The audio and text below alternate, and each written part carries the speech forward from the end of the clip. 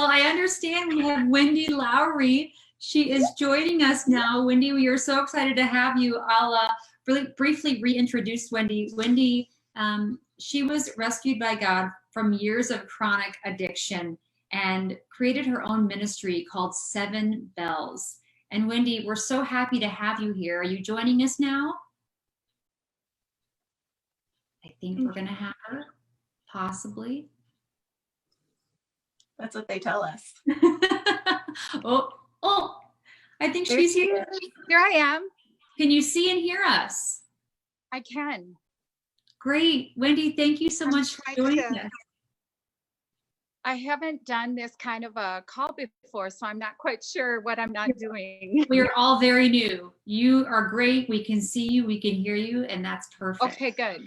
Good. So tell us a little bit about your background. We introduced you, but tell us a little bit who you are and what you do. Well, I came up to Minnesota in 1999, and I had been at that point 8 years out of a lifestyle of pretty chronic addiction and probably a nightclub scene. And I wasn't actually in that lifestyle, but I certainly was part of that group of people. So when I came up here, it was to work for Minnesota Adult and Teen Challenge. And I went through many roles there, 10 years out in the correctional facilities. And then I became the women's director for 8 years. And in those two roles, I saw both sides of this picture continuously. And then working as a women's director, I had a lot of time personally with the women. And I started to see the commonalities and the ways that this started or how they got into it. And then they would leave programming for addiction. And then the pieces that they really needed were not out there. So I just became really burdened for that gap.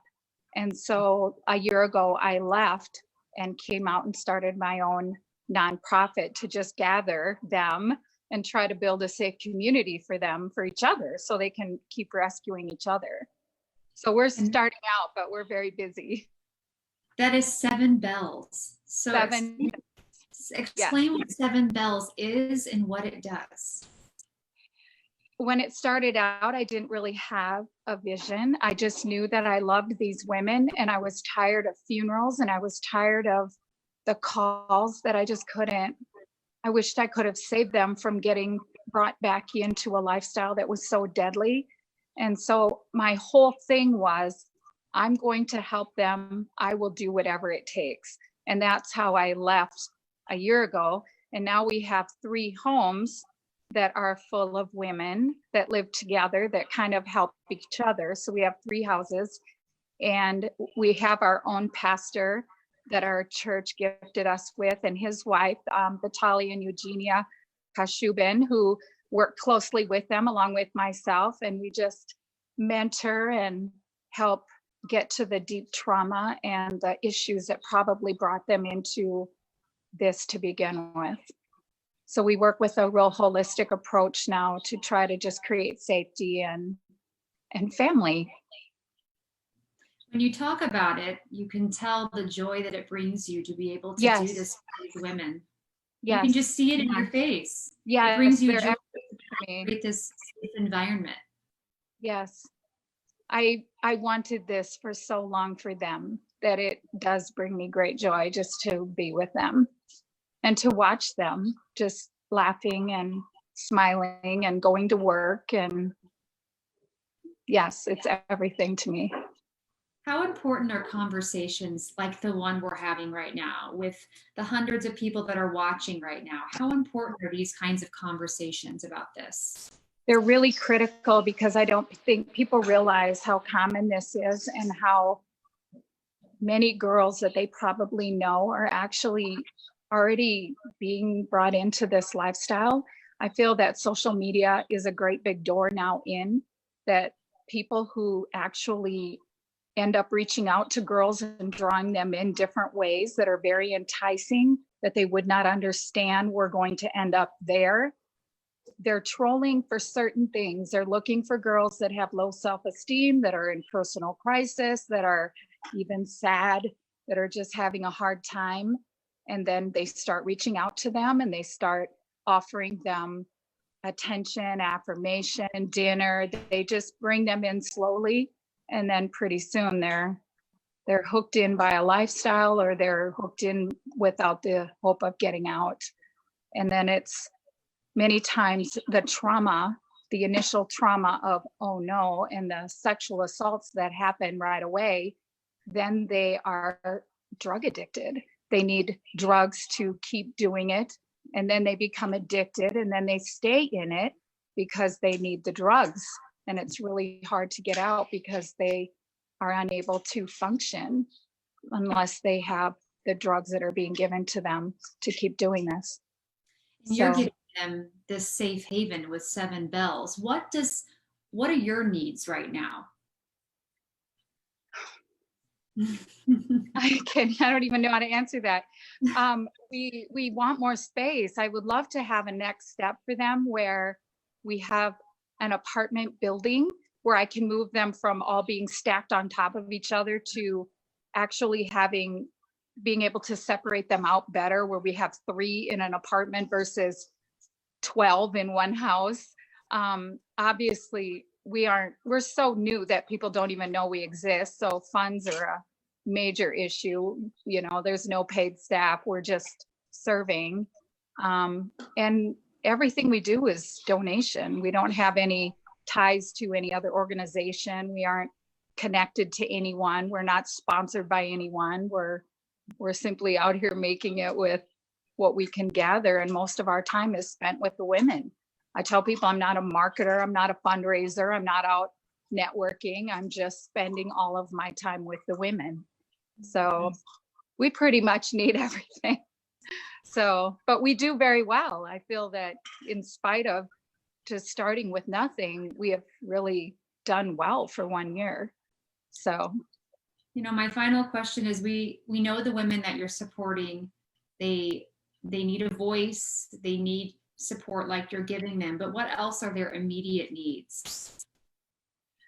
There's so much mental health involved in this by the time they get to the point of being rescued, if they are rescued, because many are not. There's a lot of suicide in this group, and there's a lot that just see their life as so wrecked that there's no point in coming out. And we had one young lady that we rescued from the hospital. We knew her well. Her friends were already with me in December, and it took her forever to get her will to live back. She just stayed in bed, and there was not much we could do.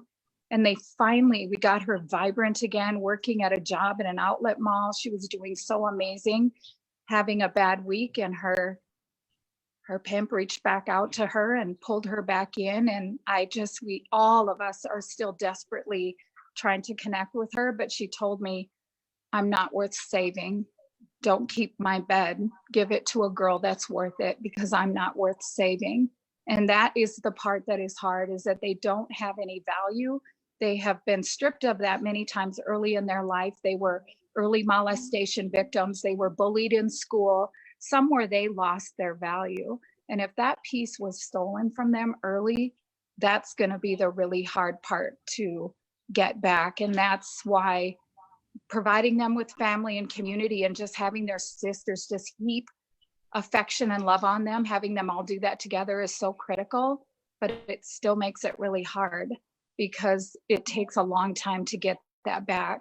So that's the part where I guess I'm always looking for people to come in and just really, not necessarily get on the inside, but just whatever piece could be granted. We always are looking for crafting supplies, things that help them see how amazingly gifted they are, because most of them are. They're incredibly skilled, very artistic. This group especially is a vibrant group of women who have been broken. And when you get that back, there's no stopping them. They're so amazing. So I just want to see them find that inner passion, and that would be the piece that would really help me to think they're going to make it at this point. What you're doing is just incredible. Your heart is huge, and it was really great to chat with you. And again, you can see the joy on your face when you speak about it. And I'm happy to hear that. Yeah, and what you're doing is so incredible. So we thank you And on behalf of Stories Foundation, really, your work should be commended. So thank you for joining us tonight. We really appreciate it. Thank you for having me.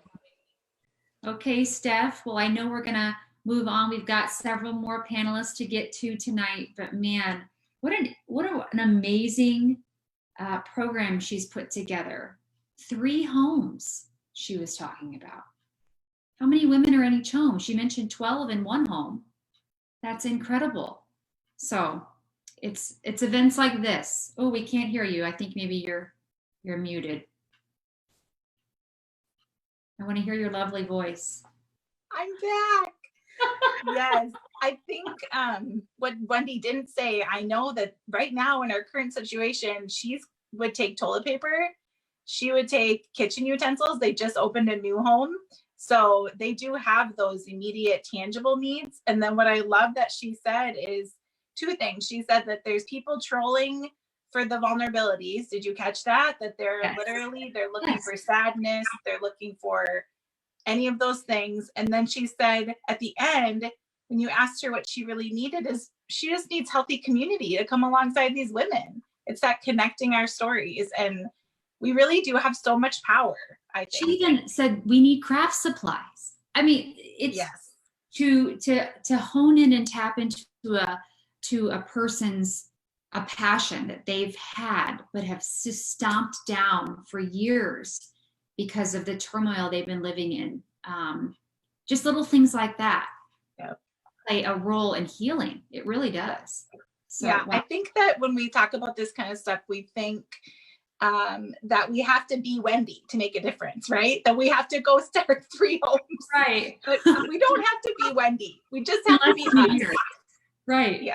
Right. We can just watch events like this and get the word out and have the conversation, because that's where it all starts, right?